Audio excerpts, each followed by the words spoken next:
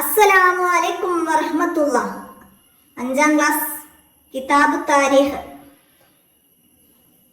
5ാം ക്ലാസ്സിന്റെ കിതാബ് താരീഖില് നമുക്ക് പാദവാർഷിക പരീക്ഷയ്ക്ക് 5 പാഠങ്ങളാണ് വരുന്നത്. അപ്പൊ നമുക്ക് ഏതൊക്കെ പാഠങ്ങൾ എന്ന് നോക്കാം. അതിൽ നിന്ന് വരുന്ന ചോദ്യങ്ങളൊക്കെ ഒന്ന് മനസ്സിലാക്കാം. വീഡിയോയിലേക്ക് കടക്കാം. ബിസ്മില്ലാഹിർ റഹ്മാനിർ റഹീം.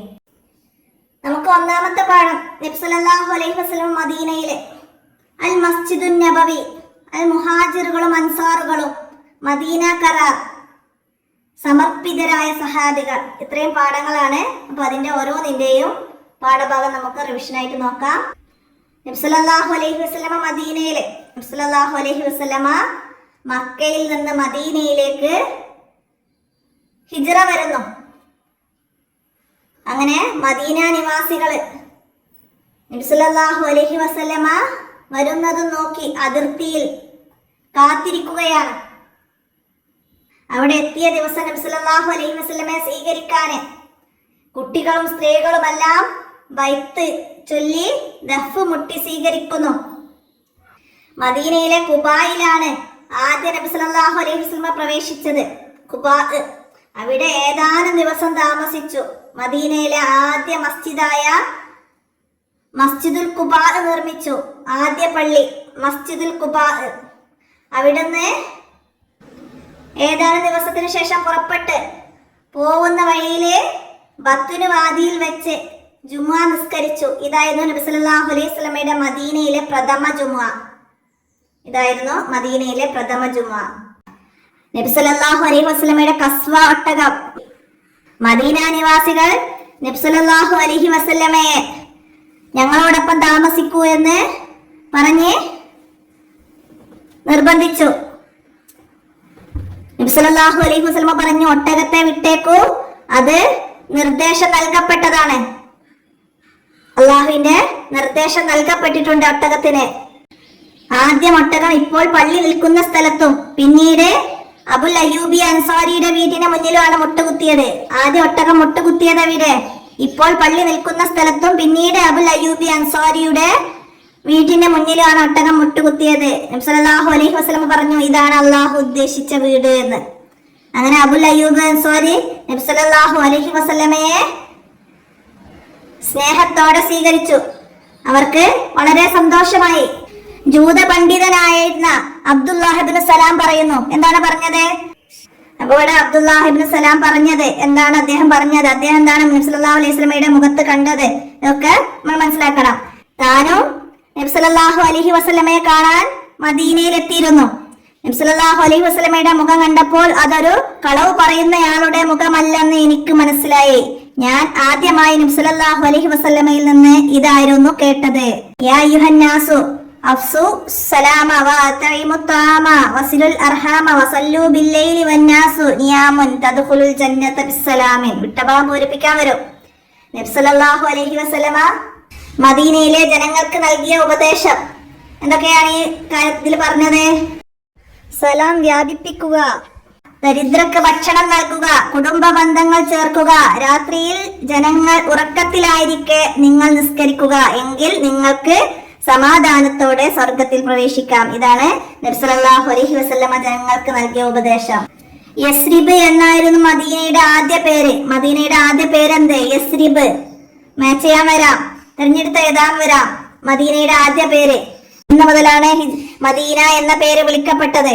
ഹിജ്റയ്ക്ക് ശേഷം നബി സല്ലല്ലാഹു അലൈഹി വസല്ലമ മദീനയിലേക്ക് വന്നതിന് ശേഷമാണ് മദീന എന്ന പേര് വിളിക്കപ്പെടാൻ തുടങ്ങിയത്. നബി സല്ലല്ലാഹു അലൈഹി വസല്ലമ മദീനയിലെത്തിയപ്പോൾ ദീനി പ്രബോധനത്തിന് കൂടുതൽ സൗകര്യപ്രദമായിരുന്നു.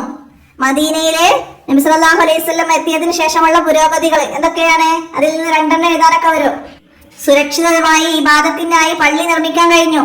പിന്നെ സാമൂഹികപരം, മുഹാജിറുകൾക്കും അൻസാറുകൾക്കും ഇടയിലെ സാഹോദര്യം ഉണ്ടായി.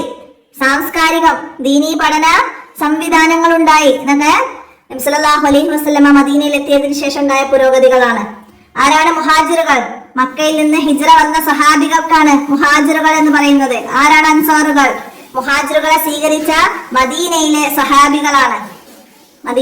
സഹാബികളാണ് അൻസാറുകൾ. പാഠഭാഗത്തിന്റെ തദ്രിഭാഗത്തിൽ വന്ന് പൂരിപ്പിക്കാനുള്ളത് നന്നായി മനസ്സിലാക്കുക. ഇതുപോലെ എക്സാം എക്സാമിന് വരാം. നബി സല്ലല്ലാഹു അലൈഹി വസല്ലമ മദീന നിവാസികൾക്ക് നൽകിയ ഉപദേശം അഫ്ഷു സലാം, സലാം വ്യാപിപ്പിക്കുക, അതേമുത്താമു, ഭക്ഷണം സദഖ ചെയ്യുക, സിലു അർഹാം, കുടുംബ ബന്ധം ചേർക്കുക, പിന്നെന്താണ് അതൊക്കെ മനസ്സിലാക്കാം. അപ്പൊ ഇത്രയും കാര്യങ്ങൾ ഒന്നാമത്തെ പാഠത്തിൽ നിന്ന് മനസ്സിലാക്കാം. നമുക്ക് രണ്ടാമത്തെ പാഠം നോക്കാം. രണ്ടാമത്തെ പാഠം മസ്ജിദുൻ നബവി.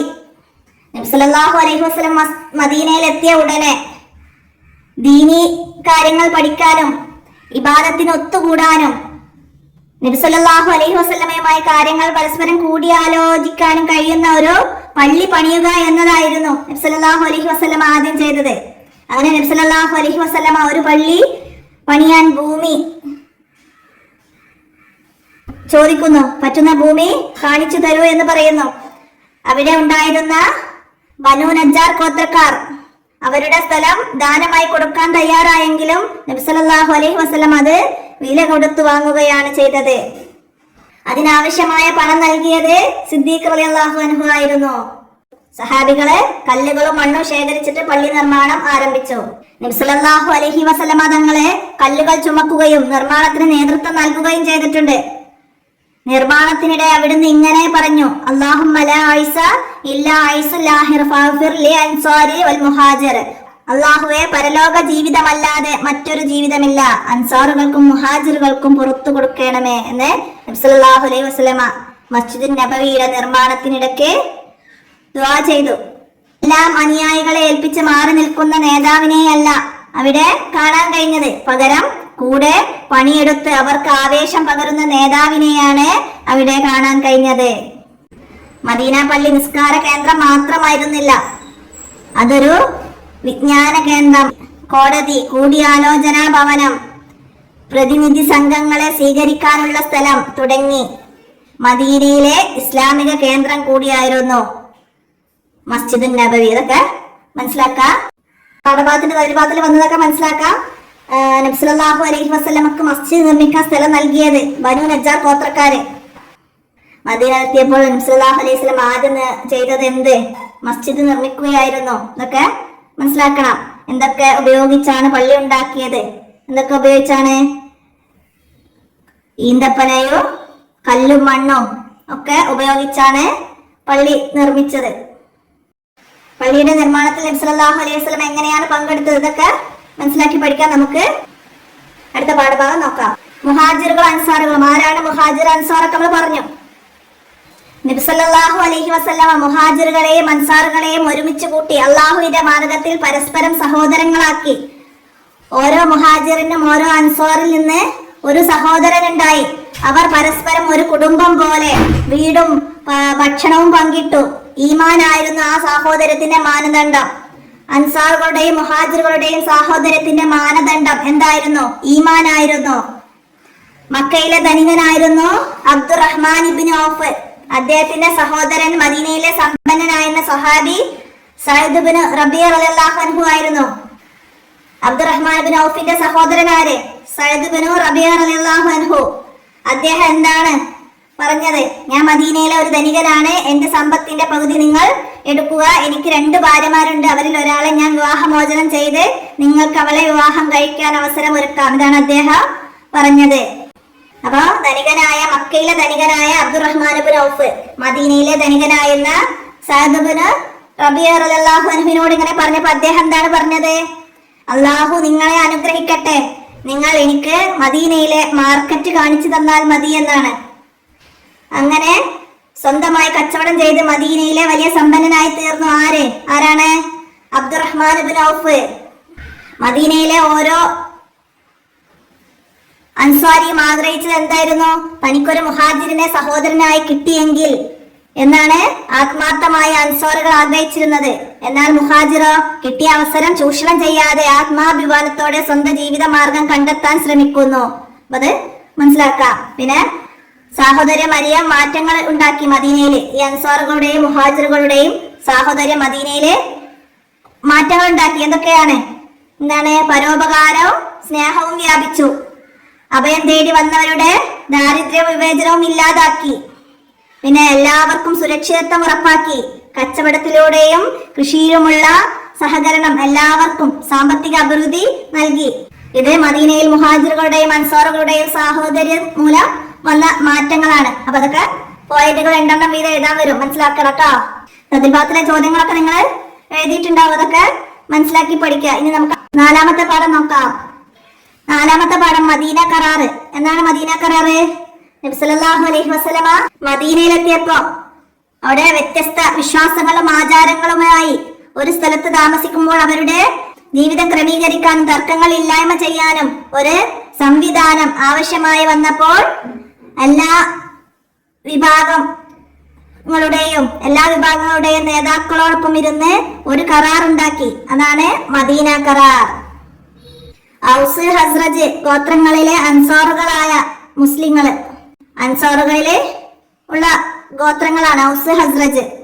ബനു കൈനുകാ, ബനു ഖുറൈള, ബനു നളീർ എന്നീ ജൂത ഗോത്രങ്ങള്.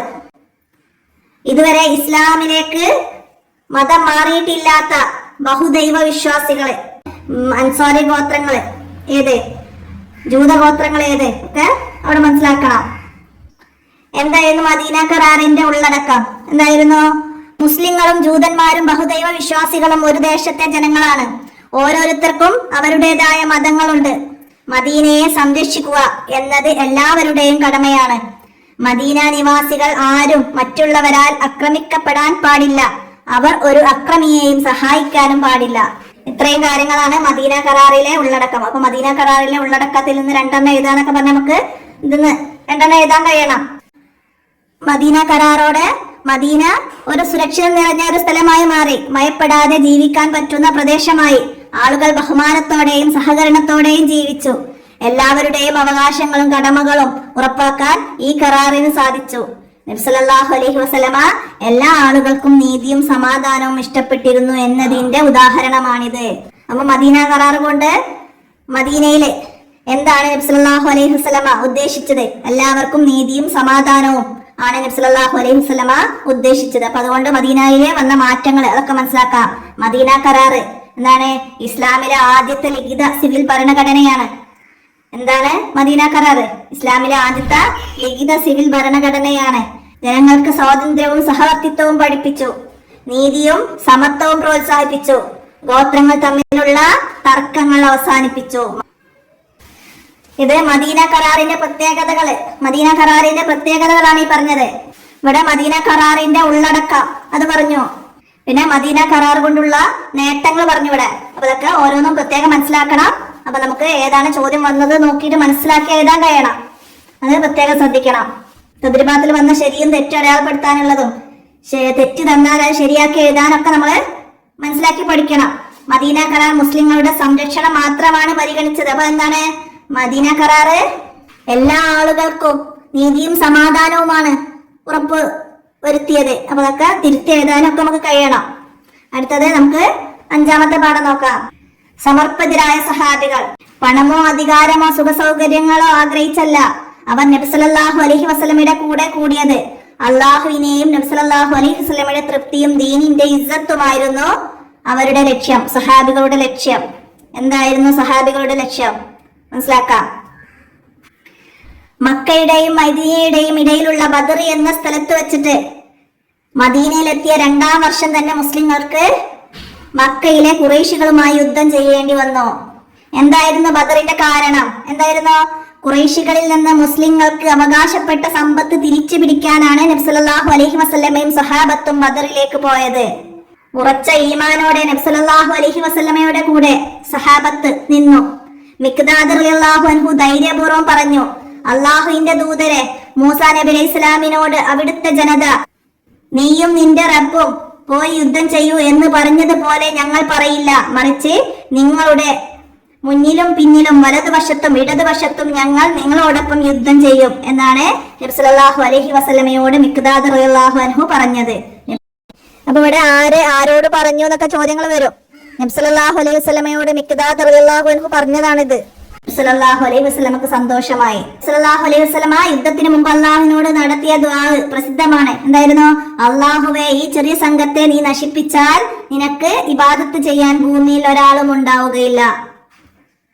അന്ത്യനാൾ വരെയുള്ള മുഴുവൻ മുസ്ലിങ്ങളുടെയും ഈമാനിന്റെ കാരണക്കാർ ആരാണ്? ബദരീങ്ങളാണ്. ശത്രുക്കളെക്കാൾ എണ്ണം കൊണ്ടും ആയുധം കൊണ്ടും വളരെ കുറവായിട്ടും ബദറിൽ മുസ്ലിങ്ങൾക്ക് അല്ലാഹു തആല വലിയ വിജയം നൽകി. മലക്കുകളെ ഇറക്കി അല്ലാഹു തആല മുസ്ലിങ്ങളെ സഹായിച്ചു. അല്ലാഹു തആല മലക്കുകളെ ഇറക്കി മുസ്ലിങ്ങളെ സഹായിച്ചു. എപ്പോഴാണ്? ബദർ യുദ്ധത്തില്. ഹിജ്റ 2-ാം വർഷം റമളാൻ 17-നാണ് ബദർ യുദ്ധം നടന്നത്. മുസ്ലിങ്ങളിൽ 313 പേരും ശത്രുക്കളിൽ 1000 പേരുമാണ് പങ്കെടുത്തത്. 14 സഹാബികളാണ് ശുഹദാക്കളായത്, ഷഹീദായത്. ശത്രുക്കളിൽ 70 പേർ കൊല്ലപ്പെടുകയും 70 പേർ തടവിലാവുകയും ചെയ്തു. തടവിലായവർ എങ്ങനെയാണ് മോചിതരായത്? തടവിലായവർ ചിലർ പണം അടച്ചു മോചിതരായി, മറ്റുള്ളവർ 10 പേർക്ക് വീതം എഴുത്തും വായനയും പഠിപ്പിച്ചും മോചിതരായി.